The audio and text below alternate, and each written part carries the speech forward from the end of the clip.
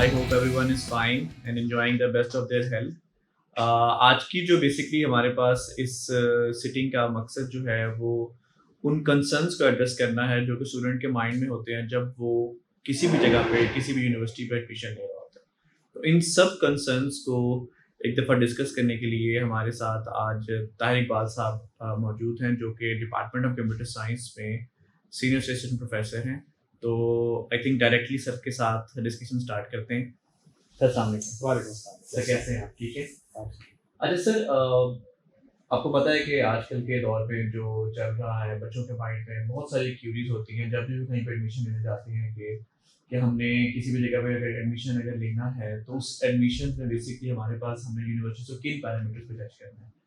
तो स्टार्ट करते हैं। तो आप मुझे ये बताइए कि बेसिकली यूनिवर्सिटी जो है किसी भी यूनिवर्सिटी एजुकेशन में उसका बेसिकली पर्पस क्या है अगर हम सिर्फ सीएस डोमेन की अगर हम बात करते हैं तो? देखिए, सबसे पहले तो हमें ये समझने की ज़रूरत है कि यूनिवर्सिटी एजुकेशन का बेसिकली मकसद क्या है। ठीक है। और इन पर्टिकुलर कंप्यूटर साइंस की डोमेन में स्टूडेंट को क्या कंसर्न होते हैं। बिल्कुल। तो जैसा आपको पता है कि यूनिवर्सिटी जो है वो सेल्फ डेवलपमेंट, कैरेक्टर बिल्डिंग और सॉफ्ट स्किल डेवलपमेंट के साथ साथ जो है कंप्यूटर साइंस की डोमेन में ऐसी स्किल्स डेवलप करे स्टूडेंट के अंदर कि जो उनकी जॉब प्लेसमेंट में उनकी हेल्प करे। ठीक है। ठीक है, मतलब आप ये चाह रहे हैं कि बच्चे के अंदर टेक्निकल स्किल्स के साथ साथ सॉफ्ट स्किल्स भी उतने ज़्यादा इंपॉर्टेंट हैं जितने यूनिवर्सिटी एजुकेशन में आपके पास सॉफ्ट स्किल्स के साथ टेक्निकल स्किल्स की भी अवेलेबिलिटी होनी इसको चाहिए। इसी तरह वाइस वर्सा करते हैं कि जैसे सॉफ्ट स्किल्स के साथ टेक्निकल स्किल्स की भी इम्पॉर्टेंट है। बिल्कुल। मैं उन टेक्निकल स्किल्स की बात कर रहा हूँ जो हैंड्स ऑन टेक्निकल स्किल्स हैं। ठीक है। फॉर एग्जांपल, अगर आप स्टूडेंट्स को एक सब्जेक्ट पढ़ा रहे हैं, जब वो पढ़ा रहे हैं तो वो पढ़ेगा, लेकिन जब आप सिखा रहे हैं तो वो सीखेगा, और जब ठीक वो है। सीखेगा तो वो इंडस्ट्री में एक अच्छी जॉब के लिए जो है एलिजिबल। एलिजिबल हो। अच्छा सर, इसी क्वेश्चन के साथ ही अब इससे हम रिलेट करते हैं कि आपके ख्याल में, ठीक है, मतलब आपका एक्सपीरियंस भी माशाल्लाह काफ़ी है यूनिवर्सिटी में पढ़ाने का। आप इस्लामाबाद में पढ़ा चुके हैं और लाहौर में भी आपको माशाल्लाह काफ़ी टाइम हो गया। तो क्या आपके माइंड में आपके आपके ख्याल के मुताबिक क्या यूनिवर्सिटीज़, आज की यूनिवर्सिटीज़ जो हैं, क्या वो ऐसी एजुकेशन स्टूडेंट को इम्पार्ट कर रही हैं कि जिसकी वजह से उनको जॉब प्लेसमेंट में आसानी हो? देखें, सबसे पहले कुछ स्टैटिस्टिक की बात करेंगे, बड़ी इंपॉर्टेंट है, ताकि हम ये समझ सकें कि जो स्टूडेंट एडमिशन लेता है किसी भी यूनिवर्सिटी में, बिल्कुल।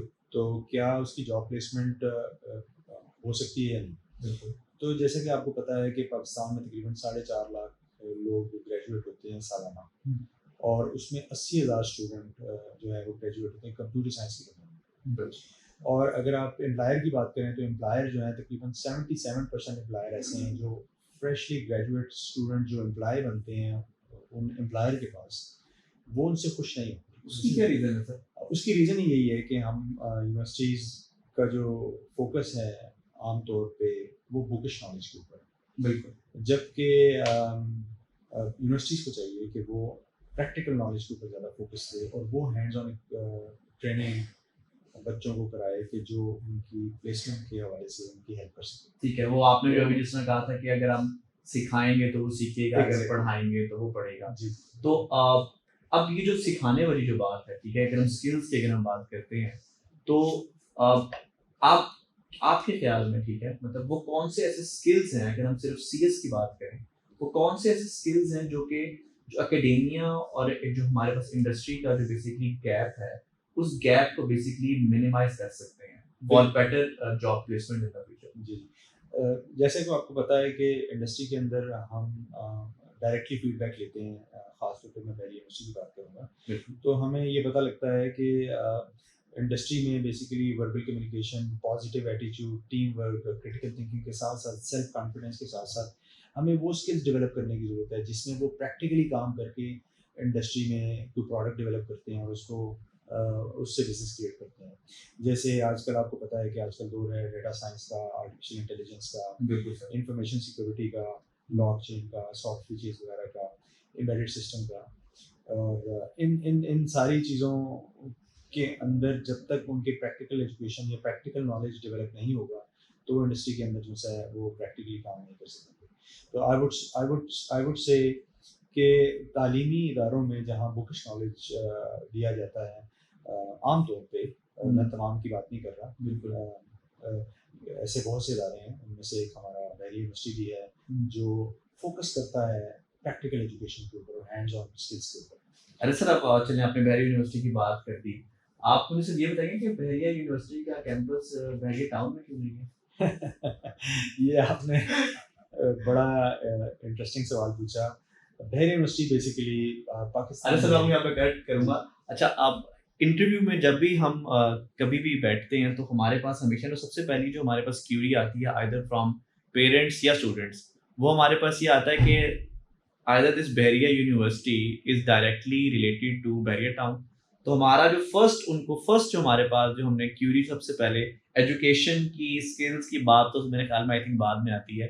जो फर्स्ट क्यूरी हम हमेशा स्टूडेंट्स को या पेरेंट्स को सबसे पहले वो क्लियर करते हैं, वो हम ये क्लियर करते हैं कि Bahria university is not at all connected to Bahria town. Right sir? जी बिल्कुल सही कह रहे हैं आप।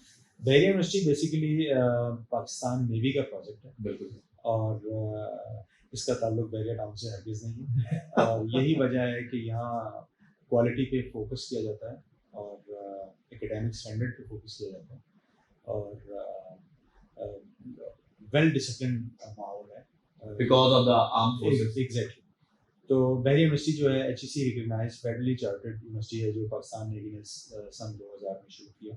और कंप्यूटर साइंस डिपार्टमेंट की अगर बात करें तो कंप्यूटर साइंस डिपार्टमेंट जो HEC की एक्रेडिटेड बॉडी है एंड कैट बॉडी, वहाँ से हाईली एक्रेडिटेड प्रोग्राम है हमारे कंप्यूटर साइंस और IT के माशाल्लाह जो चल रहे हैं। माशाल्लाह। तो यही वजह है कि बहरिया यूनिवर्सिटी जो है अपनी transparent policy, well establish policies और एकेडमिक स्टैंडर्ड और क्वालिटी ऑफ एजुकेशन पे फोकस की वजह से उनको ये कैटेगरी मिली। बिल्कुल। अच्छा सर, अभी हमारी डिस्कशन में आपने बात की थी कि जो इंडस्ट्री और एकेडेमिया के बीच में जो हमारे पास एक वो गैप है, तो बहरिया इंश्योर करती है कि जो वो गैप जो है वो मिनिमाइज हो जाए। तो आप वो मेजर्स बताएंगे कि बहरिया कौन सी कितनी कैसे मेजर्स लेती है कि जो गैप जो है वो मिनिमाइज हो जाए इंडस्ट्री और एकेडेमिया के बीच में, और हमारी मैक्सिमम कोशिश फैकल्टी की हो कि वो स्टूडेंट को वो एजुकेशन इम्पार्ट कर सके जो कि इंडस्ट्रियल रिक्वायरमेंट है, नॉट द बुकिश नॉलेज। तो आप मुझे बताएंगे कि वो कौन सी ऐसी मेजर्स हैं जो बहरिया यूनिवर्सिटी लेती है कि ये वाला गैप कम से कम रहे? आप बिल्कुल सही कह रहे हैं। ये ऑब्वियस क्वेश्चन है जो जहन में आता है कि अगर हम प्रैक्टिकल एजुकेशन की बात कर रहे हैं तो उसको इम्पार्ट कैसे करते हैं आप अपने करिकुलम के अंदर। और अच्छा, अब यहाँ पे करिकुलम से आप करिकुलम से क्या मतलब लेंगे? करिकुलम से मुराद ये है कि जो बच्चा अभी बहरिया यूनिवर्सिटी में एडमिशन लेता है वो 4 साल के अंदर जो सब्जेक्ट पढ़ता है, जो कोर्सेज पढ़ता है, वो करिकुलम है। तो आप मुझे बताइए जो करिकुलम हम जो फॉलो कर रहे हैं बहरिया यूनिवर्सिटी में, क्या वो हमेशा ये करिकुलम फॉलो करें या बहरिया का अपना करिकुलम? देखिए, मैं इसको थोड़ा सा एलैबोरेट करना चाहूँगा। देखिए, हायर एजुकेशन कमीशन आपको अपनी गाइडलाइन देती है, ठीक है, कि आप ये वाला करिकुलम फॉलो करें।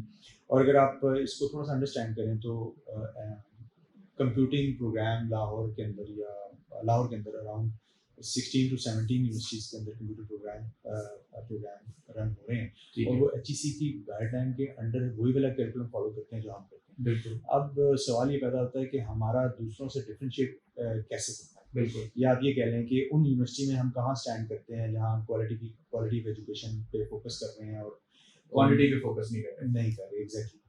तो इसके लिए हमें ये समझने की ज़रूरत है कि जो करिकुलम हमने डिज़ाइन किया है वो किस तरीके से वो प्रैक्टिकल एजुकेशन स्टूडेंट के अंदर लेकर आता है ताकि उसकी एम्प्लॉयबिलिटी पॉसिबल। बिल्कुल सर। उसका सबसे बेहतरीन तरीका जो बहरिया यूनिवर्सिटी में अडॉप्ट किया जाता है वो ये है कि हमारे पास एक कॉर्पोरेट एडवाइजरी कमेटी है जो साल में 2 दफ़ा एक मीटिंग कंडक्ट करती है उन लोगों के साथ जो इंडस्ट्री के हाई अप्स हैं, और हम इंडस्ट्री से भी उन लोगों को टारगेट करते हैं, मीटिंग के अंदर इनवाइट करते हैं, वो हमारे गेस्ट होते हैं जो करंटली जहाँ इंडस्ट्री में सबसे ज़्यादा काम हो रहा होता है कंप्यूटर साइंस के डोमेन में। जैसे अब आपको पता है कि आजकल आर्टिफिशियल इंटेलिजेंस में, मशीन लर्निंग में और डाटा साइंस में और इन डोमेन में बहुत ज़्यादा काम हो रहा है। तो इसलिए हम इंडस्ट्री में भी उन्हीं फील्ड को टारगेट कर रहे हैं, उन्हीं फील्ड को टारगेट करते हैं और उन्हीं से लोगों को इनवाइट करते हैं और वो हमें डायरेक्टली सजेशन देते हैं हमारे करिकुलम के अंदर कि आपके करिकुलम के अंदर कौन सी चीज़ें इम्पार्ट होनी चाहिए, क्या कौन सी चीज़ें आपको पढ़ानी चाहिए ताकि स्टूडेंट जो है वो अपलिफ्ट हो सके करंट एजुकेशन के हवाले से। अच्छा, जब हम इंडस्ट्री और लिंकेज की हम बात करें तो ऑब्वियसली बात है कि जब भी हम इंडस्ट्री को अपने पास बुलाते हैं, ठीक है, तो हम जब इंडस्ट्री वाला कोई बंदा आ गया तो हमारे माइंड में सबसे पहले बच्चों के माइंड में सवाल आता है कि भैया अगर इंडस्ट्री का कोई बंदा यूनिवर्सिटी आ रहा है तो आई थिंक यूनिवर्सिटी को उनके साथ ऐसे एमओयू साइन करने चाहिए या यूनिवर्सिटी का जैसे कि जब बच्चा ग्रेजुएशन कर ले तो उसी इंडस्ट्री के जिस इंडस्ट्री से लोग आ रहे हैं बच्चा वहाँ पे जाके जॉब कर सके उस कंपनी में। तो क्या कुछ ऐसा इंश्योर हमारे पास इस कैंपस पे या बैरियर यूनिवर्सिटी में हम उसको इंश्योर इस तरह कर रहे हैं कि बच्चे तक डायरेक्टली वो जॉब प्लेसमेंट की नॉलेज पहुंच सके? जहाँ तक आपने एमओयू की बात की तो मैं थोड़ा सा जिक्र करूँगा कि हमारी बहरिया यूनिवर्सिटी जो है वो दुनिया में बहुत से मुल्कों के साथ हमारी कोलैबोरेशन है। हमारे स्टूडेंट और फैकल्टी एक्सचेंज प्रोग्राम चल रहे हैं जिसमें USA, Australia, Turkey, UK, Iran, even UAE और आज़रबाईजान की बहुत सी ग्राउंड यूनिवर्सिटीज़ हैं जिसके साथ हमारा एमओयू साइन हुआ और उसके थ्रू हमारा एक्सचेंज फैकल्टी डेवलपमेंट प्रोग्राम और स्टूडेंट एक्सचेंज प्रोग्राम चल रहे हैं। तो ये एक बड़ी अच्छी अपॉर्चुनिटी है स्टूडेंट्स के लिए कि वो अपनी डिग्री का कुछ पार्ट जो है वो अब्रॉड जाके कहीं पे भी पढ़ सकते हैं। और साथ ही साथ जहाँ तक आपने इंडस्ट्री की बात की तो इंडस्ट्री एकेडेमिया को ब्रिज करने की बात की तो हम बेसिकली स्टूडेंट्स को ये अपॉर्चुनिटी देते हैं बैरियर यूनिवर्सिटी के अंदर कि वो अपनी स्किल्स को डेवलप करें according to the industry requirement.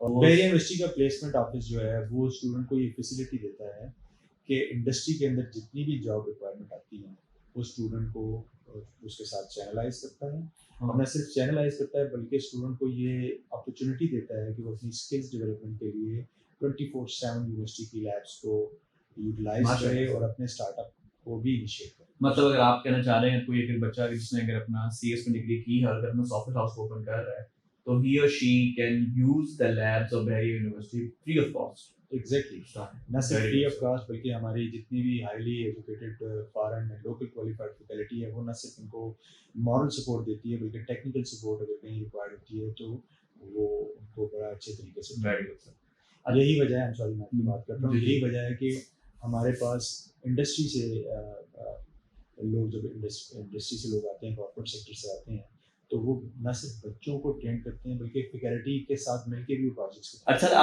आपने मतलब इतनी ज़्यादा फैसिलिटीज़ के बारे में बताया है कि हम बच्चों को इतना ज़्यादा फैसिलिटेट भी कर रहे हैं और क्वालिटी में भी कॉम्प्रोमाइज़ नहीं कर रहे। तो सबसे पहला अगर हम देखें तो एज अ स्टूडेंट या एज अ पेरेंट तो सबसे पहला जो क्वेश्चन मेरे माइंड में आता है जब मैं इतनी ज़्यादा फैसिलिटीज़ को या क्वालिटी को देखता हूँ, यार यूनिवर्सिटी की फीस बड़ी ज़्यादा होगी। तो आप बच्चों को या पेरेंट्स को फीस के बारे में क्या बताएंगे? जी देखें, जैसे मैंने आपको पहले बताया कि ये पाकिस्तान नेवी का प्रोजेक्ट है बिल्कुल और हम क्वालिटी एजुकेशन एकेडमिक स्टैंडर्ड पे और एजुकेशन एक्सीलेंस पे बात करते हैं। हमारा फोकस इसी पे है और पाकिस्तान नेवी ने हमेशा नेशन बिल्डिंग में बड़ा अपना रोल प्ले किया। बिल्कुल यही वजह है कि हमारा क्वालिटी पे फोकस है, क्वांटिटी पे। तो क्वालिटी पे फोकस होने की वजह से और नेशन बिल्डिंग में एक रोल प्ले करने की वजह से बैरियर यूनिवर्सिटी की तवज्जो बिजनेस की तरफ नहीं है, बिल्कुल वो एक्चुअली नेशन बिल्डिंग की तरफ उसकी तवज्जो है। तो हमारी फीसेस बैरियर यूनिवर्सिटी की जो फीसेस हैं कंपैरेटिवली बाकी जितनी भी यूनिवर्सिटीज़ हैं सराउंडिंग विसिनिटीज़ में उससे काफ़ी कम है। और न सिर्फ कम है बल्कि मैं तो ये कहूँगा कि इस तरह की अपॉर्चुनिटी स्टूडेंट को शायद ही फिर मिले इतनी फैसिलिटेशन के साथ। बिल्कुल। तो आई वुड सजेस्ट कि आप जब भी, क्योंकि पेरेंट्स के कंसर्न जो हैं वो उनकी बच्चों के हवाले से क्वालिटी एजुकेशन और फ़ी के हवाले से होते हैं। आपको बताया हमारे पाकिस्तान में जो है middle class lower middle class बहुत ज़्यादा है। बिल्कुल। तो उनके ये दो सीरियस। अच्छा, आपने मतलब काफ़ी बेहतर एक्सप्लेन किया फीस के बारे में भी और आपने सही एड्रेस किया कि इस तरह होना चाहिए। अच्छा, आप मुझे बताइए कि टू बी वेरी फ्रैंक, आपसे चले खुल के बात करते हैं कि बच्चे की एप्टीट्यूड अच्छा है, बच्चा इंटेलिजेंट भी बहुत है, ठीक है, लेकिन उसके पास फाइनेंशियली शायद उतना स्ट्रॉन्ग नहीं है, ठीक है। उसके पास फाइनेंशियली इतना वो नहीं है कि वो किसी चीज़ जगह पर एडमिशन ले सके, इंटेलिजेंट बच्चा है, एप्टीट्यूड भी बहुत अच्छा है, तो क्या ऐसे बच्चों को हमारे पास फैसिलिटेट करने के लिए बैरियर यूनिवर्सिटी में कोई स्कॉलरशिप्स अवेलेबल हैं कि जिससे जो हाई एप्टीट्यूड हाईली इंटेलिजेंट बच्चा ये क्वालिटी एजुकेशन नॉमिनल फीस के ऊपर हासिल कर सके? जी हाँ, आपने बड़ा अच्छा सवाल पूछा। ये उन पेरेंट्स के लिए भी बड़ी खुशखबरी है और बच्चों के लिए भी बड़ी खुशखबरी है कि बैरियर यूनिवर्सिटी, चूँकि मैंने पहले बताया कि पाकिस्तान नेवी का प्रोजेक्ट है, क्वालिटी पे उसका फ़ोकस है। बिज़नेस नहीं करता, वो एक्चुअली क्वालिटी पे फ़ोकस है। तो बैरियर यूनिवर्सिटी बहुत सारी स्कॉलरशिप ऑफ़र करता है स्टूडेंट्स के लिए, उन स्टूडेंट्स के लिए जो स्किल्स और इंटेलिजेंट तो हैं, लेकिन वो फ़ी की वजह से मास्टर में रोल प्ले नहीं कर पाते और अपनी कंप्यूटर साइंस की डिग्री को कंप्लीट नहीं कर पाते। जैसे हमारे पास एक एहसास प्रोग्राम है, इसी जो गवर्नमेंट की स्कॉलरशिप है। एग्जैक्टली बिल्कुल गवर्नमेंट की स्कॉलरशिप है। इसी तरह भी बहरी यूनिवर्सिटी फर्जी हंसना हाँ, है, सही इस तरह HEC नीट बेस्ड स्कॉलरशिप है और उधर बीच स्कॉलरशिप है जो हम स्टूडेंट्स को ऑफर करते हैं और वो स्टूडेंट जो है उसको अवेल करते हैं और उससे उसका बेनिफिट पाते हैं। हमारे पास ऐसे बहुत से स्टूडेंट हैं जो स्कॉलरशिप करते रहे हैं और बल्कि स्कॉलरशिप पे न सिर्फ यहाँ पढ़ते हैं बल्कि अब्रॉड भी बैरियर यूनिवर्सिटी की स्कॉलरशिप। बिल्कुल हमारी फैकल्टी भी ऐसी है कि जो परफॉर्म करती है वो बाहर जाके अपनी एजुकेशन को कंटिन्यू कर सकती है। वेल सर, थैंक यू, आपने बड़ी कॉम्प्रिहेंसिव गुफ्तगू की और आपने जितनी भी हम जितनी क्यूरीज आपने थी जो कॉमन क्यूरीज थी आपने उनको एड्रेस करने की कोशिश किया। कोई लास्ट में कोई आप बच्चों को या बच्चों के पेरेंट्स को जो कि आजकल एडमिशन सीख करना चाह रहे हैं या थोड़े से वो कंफ्यूज हैं, उनको कोई मैसेज देना चाहेंगे रिगार्डिंग एडमिशन और रिगार्डिंग एजुकेशन और रिगार्डिंग डिग्री? जी, आपने बड़ा अच्छा कहा कि एक्चुअली पेरेंट्स के कंसर्न ही दो कंसर्न होते हैं। सबसे पहले तो उनका quality of education. Exactly quality of education होता है, दूसरा उनका फीस स्ट्रक्चर होता है। तो मैं ये एडवाइस करूँगा कि चूँकि ये बैरियर यूनिवर्सिटी पाकिस्तान नेवी का प्रोजेक्ट है, तो इस वेल डिसिप्लिन इदारे के अंदर जहाँ क्वालिटी पे फोकस है और क्वांटिटी पे बिल्कुल फोकस नहीं है, जहाँ क्वालिटी पे फोकस है और क्वांटिटी पे बिल्कुल हम फोकस नहीं कर रहे और हमारी फी स्ट्रक्चर भी कंपैरेटिवली कम है, क्योंकि नेशन बिल्डिंग में जैसे मैंने आपको पहले बताया था पाकिस्तान नेवी का एक मेजर रोल। तो आई वुड सजेस्ट कि ये दोनों कंसर्न जो हैं बड़े वैलिड हैं और आप ऐसी यूनिवर्सिटी को चूज़ करें जहाँ इन दोनों चीज़ों पे फोकस हो। आई वुड सजेस्ट कि barrier university is the best choice for almost every student, every talented student वो बैरियर यूनिवर्सिटी में एडमिशन ले कंप्यूटर साइंस डिपार्टमेंट के CS और IT प्रोग्राम के अंदर और वो अपना रोल प्ले करें और अपने कैरियर डेवलपमेंट में अपने आप को जो है एक्सेल करें। Thank you sir, thank you.